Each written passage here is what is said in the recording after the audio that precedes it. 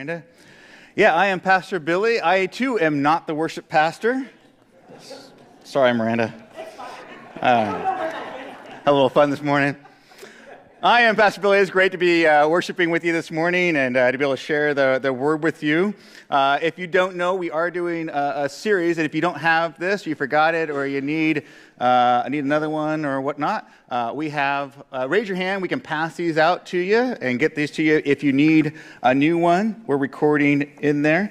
I just have a few this morning, but hopefully you have those. You've been able to keep track of them. You can cheat off of people from, if you missed the previous Sunday, you can go back and cheat off of other people and get those, fill in some of those blanks with it. So yeah, keep your hand up if you need another one, and we'll go from there. I have a question for you. How many of you drove without shocks this week? How many of you cleaned 10 toilets? No one came to my house and cleaned any toilets, so I'm kind of disappointed, but that's all right. How many of you washed some feet this week? I'm not getting a lot of hands, and that's okay. But I hope that in that either or, and the challenges from last week, for those of you that were here, that you found ways to be shock absorbers in relationships in your life, to be able to bring grace and patience to relationship with others, or maybe you found a way to serve other people, to yield to other people, to give what they needed in that foot washing, not literally maybe, but certainly in a way that you were able to serve other people. I know for me, the last week was the one I took for myself, was that God have mercy on me, a sinner, to remember that as I go through this last week, that, there are points where I might get trapped into pride or ways of looking at other people that were not the way God was calling me to. So I would keep that in mind, keep myself in check with that sinner's prayer. And so that was mine this last week, and it's something that I just keep in my heart and mind, all three of those in different ways throughout my life. But encourage you to keep embracing whatever God's called you to on those. And yes, we are in this series as part of what we talked about last week and the week before, the King we've been waiting for. That Jesus is the King we've been waiting for. That with that, there's a sense in which we have a desire for complete devotion to a King. That we are built with a desire, the core of our being, to serve a King in that. And Jason has shared with that for the beginning of the series that we're built with that desire to serve a king, and yet we serve kings that are not worthy. It might be a literal person that we subject ourselves to, that we idolize, that we become subservient to. It might be somebody that's public. It might be somebody that's in our lives, but we put something on that throne because we have desire to serve. We desire to be subjected to a king. And even though we sometimes chafe under that idea, we still have that. And it's the cause for a lot of potential problems in our life, and it can cause a lot of sin and stumbling and a lack of holiness in our life. But we still have that. And Jesus, as we're exploring, is really the King we've been waiting for. The King that should be on that throne. And so if you have your Bibles, we're not quite there yet, but you can turn to Luke chapter 23, verse 32. Luke 23, verse 32. We're going to be digging in to Scripture there this morning a little bit later. And I love the eyes you guys have. Some of you are very perceptive. Some of you guys have noticed in this picture, Jesus might have a few dozen too many teeth. All right. I didn't notice. We generated a picture because we didn't find pictures we wanted, and some of you noticed that there were a few too many teeth in there, and there's a little shadow effect on the fingers, right? And we're trying to find a picture that would work. And I'm sorry we didn't find a real, authentic picture of Jesus. Our bad for doing that, but the idea that when we picture a king that we should serve, a king that we're waiting for, a lot of times we picture Jesus in so many different ways, and they all kind of capture some truth to it. But one of the biggest truths to Jesus that we sometimes forget is that welcoming spirit, that way he has of encouraging us, of being warm and friendly and yes, challenging us, but also that spirit that Jesus has that makes us want to be with him, that makes us want to serve him, that is so compelling and so winsome in who he is. And that's part of the picture that conveys that part of who Jesus is. And so we're digging into that, the king we've been waiting for. As we fill with all these other kings, we're really looking for Jesus to fill in our lives. And we explore those stories, right? We've explored several different stories in Luke of Jesus interacting with people, and we're getting to the place, we're getting close to Easter. And in that process, we talk about all these different stories. And I don't know about you, so we did a little survey by hand. There's like a couple different types of stories that you might hear. One of them is like a good story, a story where the good people win in the end. There's clarity, and it kind of lifts you up at the end. It might be a tough story or a funny story, but in the end, the right people come ahead and win the day. There's other stories where it's the opposite, where the people who are antagonists, the bad group, they win. That it ends on that note. It might be a funny story, it might be a hard story, but in the end, it's the bad people who end up victorious. And there's a third one where it's morally ambiguous, it's gray, you're not really sure exactly who the good guy is and who the bad guy is, or maybe you're not even sure who wins in the end. Maybe there's clarity on which role people are playing, but in the end, you're not really sure how it ends up. So those three basic stories, good guy wins, bad guy wins, or it's ambiguous. How many of you like where, for the most part, we all know we kind of like a little bit of all three of those to some degree, but how many of you really thoroughly enjoy and appreciate where the good guy wins? The end. You get away, you end the movie, you're happy, all right? Good. You like the clarity, all right. How many of you like it, or actually you like the bad person wins? All right, it's okay. You're not going to have to come to the altar later. It's okay. I'm like where the bad guy wins. All right. Not hardly any of you. All right. How many of you like it where it is ambiguous? You walk away, you got to think about it, you're not sure what happened. Okay, just a scattering of few. I tend to be in that camp a little bit more, where I like debating and arguing with people about those movies where it's not so clear, or because it's more gray, like I have to think about, is that person really good or not? And so I like the messiness of that third category. But this is really telling, and I think it really speaks into what we sometimes fall into with the Easter story. For those of us who've been in the pews for years, we know the Easter story. We know how it's going to go. We know the rhythms. We know the good guy wins.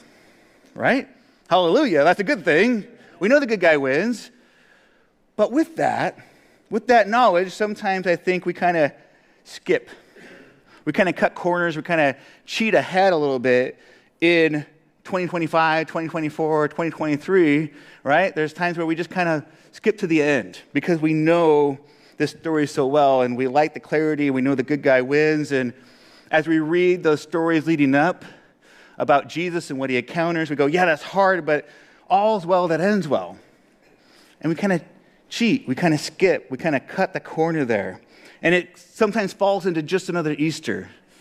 I know for me, that could be true too. I've been born in the pews, right? And been in church my whole life, and I know the Easter story, and I can cheat out a little bit because I know that story so well. There's been a few experiences in my life that have made me very aware of that and forced me, as I remember them, as I engage in any given year, in this part of the church calendar, in this part of the year where I kind of forced myself to stop and not cut corners. And one of them is I've done Stations of the Cross. Maybe some of you have done those, where you go to a special time and you go through and you experience things, experiences where they have different stations. And as you journey through that, you get to the cross. And those are very engaging, and they've been very impactful in my life when I've been able to do those. I remember when I was a teen, there was, our church did this big production, big drama about the whole crucifixion story and going through there. And I remember specifically my science teacher from high school played the role of Pilate, and he was good. He was a great actor to the point where I remember it. And when he would shout at what has this man done? And he's innocent. And it just stuck in my mind. And it made Easter, it made the crucifixion, it made that part of the story just come alive in me. I watched the Passion movie, right? It's brutal. It's brutal, right? It's hard to watch that movie and see what Jesus went through. It's so raw and gritty. But been ways that in my life I've been able to slow down and really experience what Jesus has gone through in this time, to re-engage the cross. And so maybe this is your first Easter? Great. Maybe this is your 100th Easter? Great. That's awesome. Wherever you're at in that, my encouragement to you this morning is don't skip the cross. And then the rush to get to the empty tomb, and we'll get there, right? We'll get there. But don't skip by the cross. Don't yada, yada, yada, yada, empty tomb. Get there. Take the time to wander a little bit, to slow down, and journey past the cross and be able to experience the sacrifice that made it all possible. And I think about the sacrifice that Jesus made in making it possible. As I think about the cross, we're in this part of the handout where we're talking about who most kings are. And I see that a lot of the kings that I read about in history or read about today or anywhere in between, most kings don't really sacrifice much or really even sacrifice anything. They get in positions of power or whatever way they're able to do that, and it becomes a taking. Power corrupts. It's so corrupted in life, and you get there and it becomes something where you take, and there might be ways in which those people over the millenniums have done some things of sacrifice, but a lot of times when people get in power, it sort of brings them to a place where it becomes a more self-centered approach, and they get to that place of not sacrificing anything. And when I read these stories about Jesus, and we're going to read in Luke chapter 23, 32, and you go ahead and turn there, especially right now, but we're in this part of the story where Jesus has been set up by Judas. He's been set up by the religious leaders. It's a conspiracy. It's the right term. Conspiracy to have him arrested. Conspiracy to have him on blown up charges, right? Where they're not fair. He's innocent, but they're going to try to bring that out and condemn him based on that and hand him over to the mob. They pass him to Pilate, they pass him to Herod, and they kind of go back and forth. And so that's the part of the story that we're caught up to in this part of the passage. So if you would just read with me, Luke 23, verses 32. This is where we're at. Jesus is at the cross. 2 other men, both criminals, were also led out with him to be executed. When they came to the place called the Skull, they crucified him here along with the criminals, one on his right and the other on his left. And Jesus said, "Father, forgive them, for they do not know what they are doing." And they, the soldiers, divided up his clothes by casting lots, by gambling for him. The people stood watching, and the rulers even sneered at him. They said, "He saved others, let him save himself, if he is God's Messiah, the chosen one." The soldiers also came up and mocked him. They offered him wine vinegar and said, "If you are the king of the Jews, save yourself." There was a written notice above him which read, "This is the king of the Jews." One of the criminals who hung there hurled insults at him. "Aren't you the Messiah? Save yourself and us." But the other criminal rebuked him. "Don't you fear God," he said, "since you are under the same sentence? We are punished justly, for we are getting what our deeds deserve, but this man has done nothing wrong." Then he said, "Jesus, remember me when you come into your kingdom." And Jesus answered him, "Truly I tell you, today you will be with me in paradise." And so we hear that passage, we get there, we get to that place, and when I read these scriptures a long time ago, I was preaching with you like 4 months ago, I talked about how there's times where I just sit and read scripture and just sort of take myself there, kind of timeport back to that place and try to just be there, imagine what it smells like, imagine what it looks like, and really engage in the experience of those circumstances. Because yes, we're not reading a story, we're reading an account. And so being able to really get there in my mind and my heart and be present. And I see that in this is kind of a callback to last week, where even on the cross, even at a place where Jesus is experiencing great pain and suffering and all the reasons he has to be cranky, to be able to speak without love, and all the things that might cause him to stumble in this moment.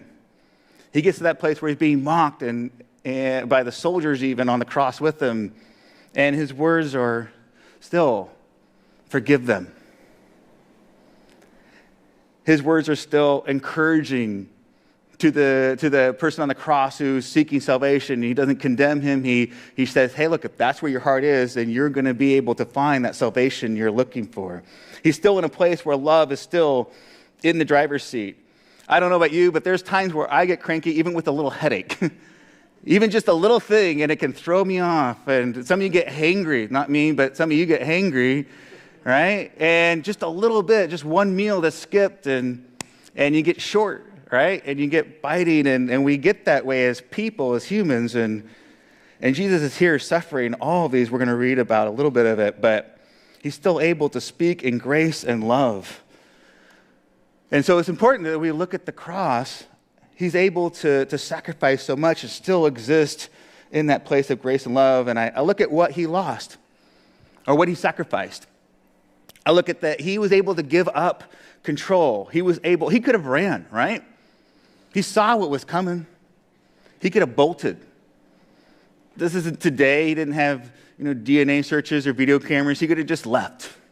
He could have just ran away into the wilderness and avoided all of it, but he chose to stay and yield control of himself to the authorities.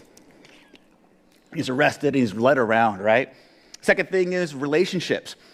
He's in a place where he's invested years into the people, the disciples, and Mary, his mom, and Mary Magdalene, and a few others follow him. He has those really small core people who are loyal, but right? Peter's denying him. The disciples running and hiding and locking the doors. He gets abandoned by so many relationships, and he knows that's going to happen. He sees it coming, and yet he still chooses to take steps towards the cross. You see, in their pride, it's humiliating. The cross is humiliating in so many ways. It's designed for that. It's not a private thing that they just do in the back of a jailhouse or whatever. You're put on display. You're stripped almost naked. You're scorned. It's a place of public humiliation in so many ways where, you're on the cross for 12 hours. You're going to go to the bathroom. Right? All these things we don't even really think about that are humiliating to be put on display in that way. And Jesus takes steps towards that he's mocked in so many ways. In Matthew 26:67, it says, then they, the Pharisees, before he even gets to the cross, this is the part before he goes to Pilate and Herod, the Pharisees, they spit in his face and struck him with their fist. Others slapped him and said, prophesy to us, Messiah, who hit you? Right? You see in that, there's this extra moment. This isn't about justice. This is a vindictive action that they're doing. They're going out of the way to be scornful and mocking to him, and he bears that. He bears that. He's able to put pride and ego aside, even though he's the one who should have pride, who should have that ego. He puts that aside and and embraces the humility of the cross, of this whole process. And of course, we also get to the obvious one, which is the physical discomfort, the incredible pain they would have gone through. And I'm not going to dive into all the parts of crucifixion that were brutal, but it was intentionally designed to be one of the worst ways, not the worst way, to execute somebody. In Matthew 27:26, it goes on to say this. Then he, Pilate, released Barabbas to them, but he had Jesus flogged. Pilate's trying to come up with this midway. He doesn't really want to execute Jesus because he knows Jesus is innocent. Herod knows it too. They know he's innocent, but he's like, well, what if we just beat him within an inch of his life and then give him back to you? It'll be fine. And so that's Pilate's way of trying to find a middle road, I guess. But Pilate released Barabbas to them, but he had Jesus flogged, and he handed him over. At this point, he's given up. Fine, we'll crucify him. So he hands him over to be crucified. Then the governor's soldiers took Jesus to the praetorium and gathered the whole company of soldiers around him. They stripped him and put a scarlet robe on him, and then twisted together crowns of thorns and set it on his head. They put a staff in his right hand, and they knelt in front of him and mocked him. "Hail, King of the Jews," they said. They spit on him and took the staff and struck him on the head again and again. And yeah, not even going to all the parts of what crucifixion would have brought with the nails and the lungs filling up with water and this kind of a slow drowning of sorts that really causes most of the death that would come to somebody in that position. But the overall physical suffering was enormous that Jesus went through. And he is human, right? He doesn't want to experience that pain. There's nothing in us that wants to experience pain. So we see Jesus will be willing to sacrifice that. The Last Temptation of Christ and some of those other movies that explore a different aspect that we don't always think about, and that is that as a human, as being tempted in all the ways that we were tempted, but coming through on the other side without falling into that temptation, Jesus probably would have desired to have somewhat of a normal life. There would have at least been probably that idea in his head to simply be a carpenter or fish or be with his friends or have a family. He sacrificed that future to be able to take steps to the cross.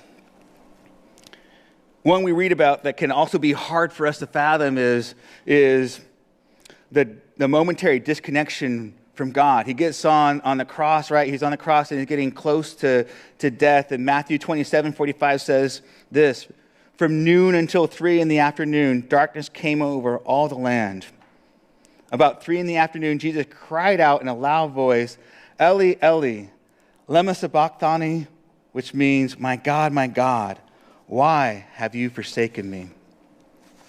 It's hard for us to process exactly like the mechanics of how God works in that way and how could Jesus be disconnected from God and how that works. But regardless of how we understand that, there's a real sense in which that is what Jesus experiences. Because of what he's taking on, he hits that place where he's connected with God the Father with this unlimited connection of love and experience that he has with God. And in that moment, he feels a disconnect from that. And I think it has to do with this last one, which is that loss of innocence. In taking on our sin, right? Jesus never experienced the guilt, the shame of sin because he never sinned. But as he takes ours on, he experiences what that's like. He experiences like that darkness, that shroud that cuts him off from experiencing that presence of God. And he hasn't experienced that. We get comfortable with that. We get comfortable with that darkness, with that separation from being able to hide in that. And for Jesus, is a very disturbing experience for him. He cries out because of what he's experiencing there on the cross. And he was willing to take that on for us, to take on the sins that we have to get there, to make salvation available for us. And of course, the last thing, that he loses his life, right? He gets to the place where he gets to the cross and eventually he dies. It says they pierced his side and water pours out of his lungs because he's basically asphyxiated. He's drowned with the water and some blood. So he loses his life. So we see all the ways in which Jesus sacrifices, and we see the king we waited for, the king we've been waiting for, sacrificed everything. Sacrificed everything. And for us this morning and this week, yeah, it is kind of tempting because it's familiar territory, or maybe we don't really like talking about these things, to just sort of skip ahead to the empty tomb without first journeying in this way past the cross and recognizing what was given up, what was sacrificed to make the empty tomb possible. And part of the reason why it's so important for us to journey past the cross is because the cross is a part of our calling.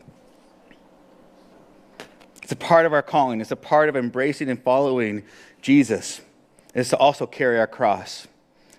In Matthew 16:24, it says this, "Then Jesus said to the disciples, 'Whoever wants to be my disciple must deny themselves and take up their cross and follow me.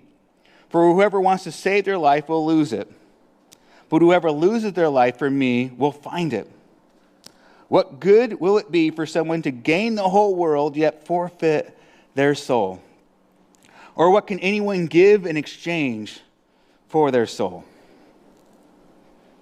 And so we see in that this is chapters before. This is a long time before he gets to the cross. Jesus sees it coming. He knows what he's doing. He knows what he's sacrificing. And he also knows that a part of what he's doing, we're called to follow in those steps. And so if we follow Jesus the King to the cross, we look at what that means. We look at what it means to follow Jesus to the cross, because we won't go to a literal cross. And so because of the story and the specifics of what Jesus did, we think, well, that was Jesus. I don't know how it applies to me today. And so as we dive into it, I see that a lot of it has to do with being freed from the loyalties and the bondage that we take on, the ways we have set up things in our life that cause us to have loyalties outside of Jesus.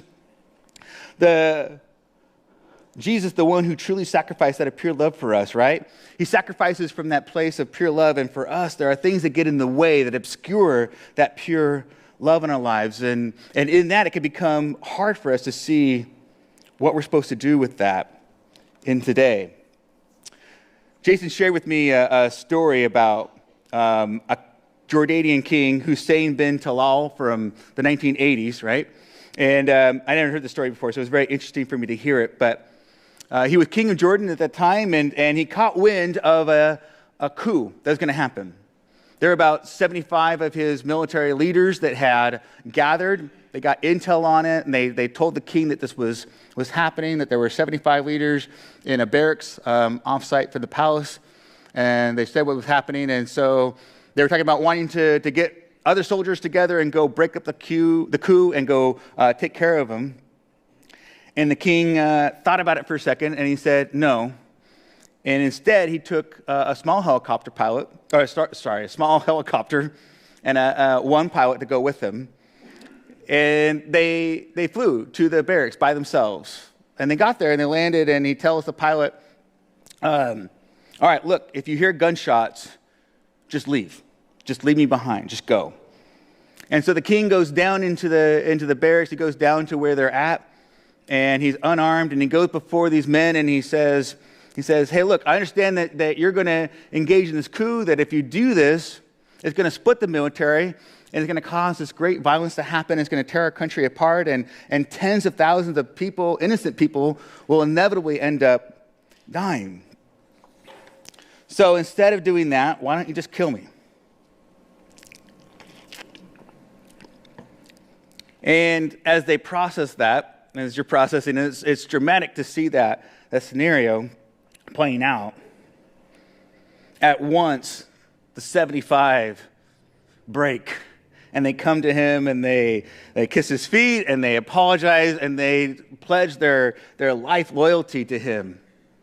Because of his vulnerability, because of his sacrifice, because of his desire to serve the people of Jordan over himself, to put himself in that position. They saw the love in him, and I'm sure he was a flawed leader. I'm sure he had lots of things he did wrong, but in that, they saw where his heart truly lied, that he wasn't there to serve himself, he was there to serve other people. And so I see for us this morning that as we look at what we do, so much of what we do is driven by fear.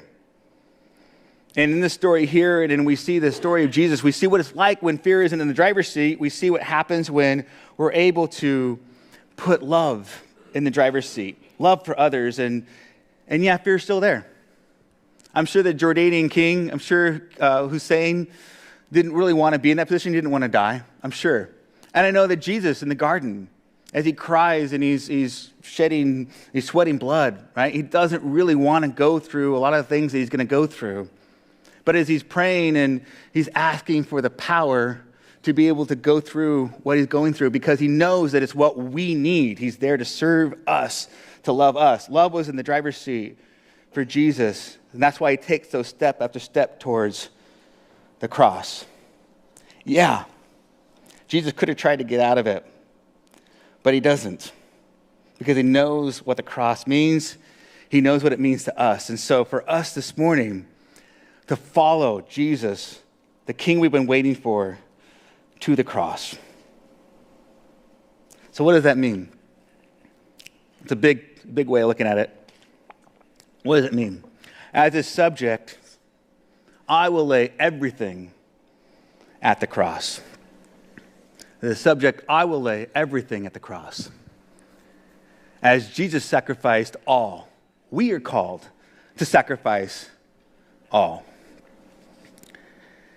And I would imagine that when I hear something like that, when I hear a preacher say something like that, I think, well, it's too broad to be effective, right? I don't know how to apply that. It's a big thing, everything. Okay, what does that mean? But I know that for me, a lot of times that's a cop-out. I know for me, a lot of times that's me saying, well, I don't really want to deal with the one thing. It's not really about giving up everything. It's really about suppressing the one thing that comes to mind, because there are things that are very easy for me to give up, but there's that one thing that I don't really want to deal with that I'm suppressing. And so when we hear laying all at the cross, there might be one thing that's kind of bubbling up in your mind that you've had a hard time sacrificing, you've had a hard time leaving at the cross. And we would take that easy way out and say, oh, everything is too broad, I don't know how to apply that. But I also know that the Holy Spirit works in our hearts and points out that one thing, and it might be any number of things. I can throw a few things up here, and I will, but whatever the Holy Spirit might be putting on your heart, that's the one. That's the one you should be tapping on.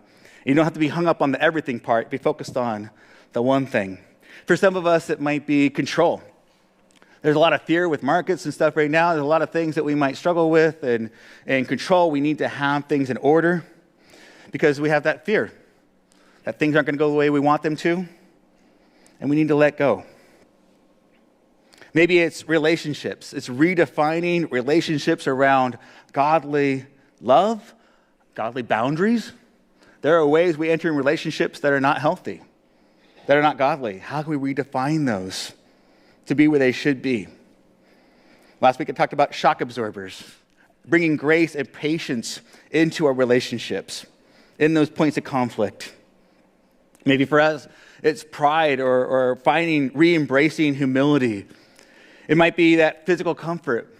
It might be there are things that you pamper ourselves with or fall into that we deserve, but God might be calling us away from some of those.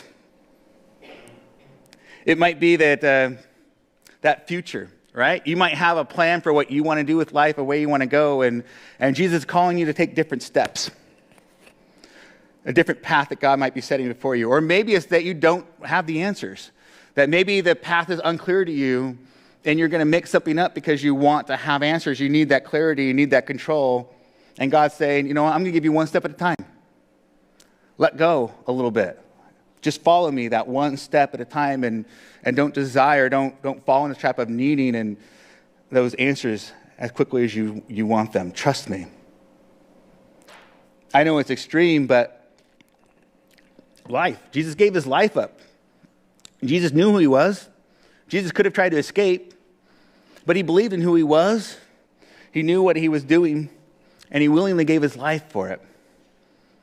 So for us, there's that story we grew up with Columbine, the shooting, where the girl was asked about her faith, and are you Christian? And she said, yeah, and she died for that. And so I know it's extreme, but if it really came down to it, where does our faith end? Where does our trust in God? Is there a stopping point for that? Or is it all? Is it total? Are we willing to follow Jesus the King all the way to the cross?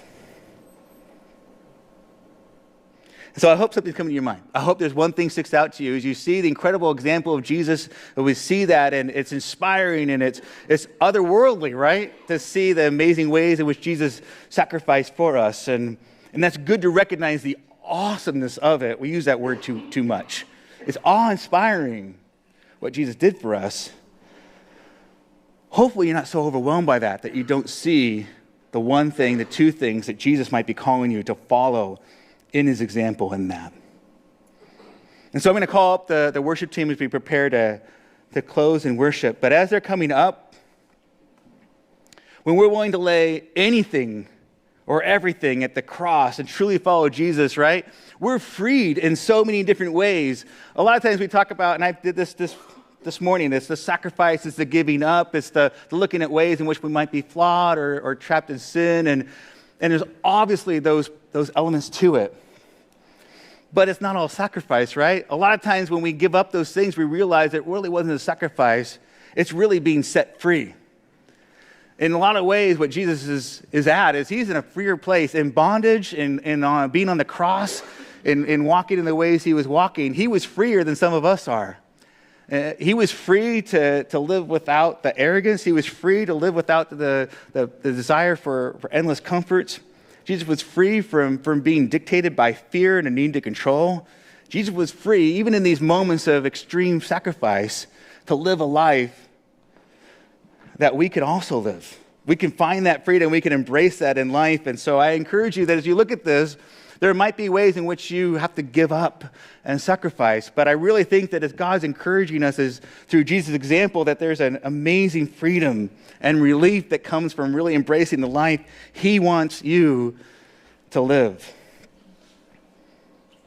And as we get ready for Holy Week, we got next Sunday's Palm Sunday, and it's going to be so good to go through Palm Sunday. I know that the service is a little out of order with doing the Crucifixion, and we are going to do the Good Friday service. So I encourage you over the next few weeks to be prepared to find ways to engage with the Scriptures, find ways to engage with the Crucifixion, read those passages, come to Good Friday. Come to Good Friday service. Be prepared to, in that process, engage in conversation with your neighbors and be prepared to invite them and have that calling in life. I'm going to call up the prayer team too. And as they're available to pray with you on these altars, we have the prayer altars that are always open, and maybe there is something in your heart that, as they say, put everything at the cross. There is that one thing that sticks out in your mind and your heart. They're here to pray with you about anything going on in your life. But maybe there's that one thing that you're holding back on. That one thing that you're struggling to let go of and lay there. And I encourage you that this morning is the time to lay that at the cross, to lay that and sacrifice that, to be able to follow Jesus where he's leading you. Come and pray. Would you stand as we prepare to worship as well? Let's worship this morning.